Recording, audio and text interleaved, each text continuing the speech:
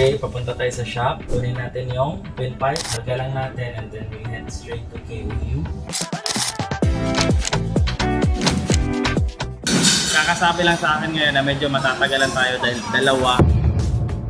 Dito rin si Boss Jumza, yung presidente ng NGO Thailand, para tumulong sa atin.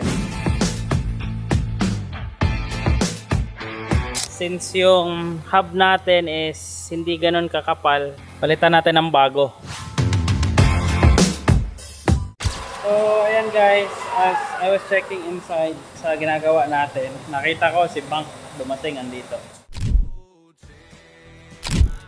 So today, papunta tayo sa shop. Kunin natin yung windpipe. Karga lang natin and then we head straight to KOU para magawa na ng full titanium custom exhaust yung windpipe natin.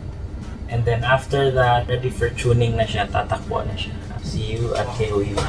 Trying to find my way for so long. But all these maps in Alright, so ayan na guys. Kakabit na sila ng left side exhaust. Yung right side, nakabit na. The boss is here. Walang iwanan. Overtime lahat ng crew. It's 1:30 AM. Pero trabaho pa rin sila. No complaints. Ayan yung serbisyo ng KOU. Alright, so ito na yung wheelset niya ngayon. Since yung hub natin is hindi ganun kakapal, pati dito na side sa kabila, palitan natin ng bago. So ako na mismo mag-a-align nito.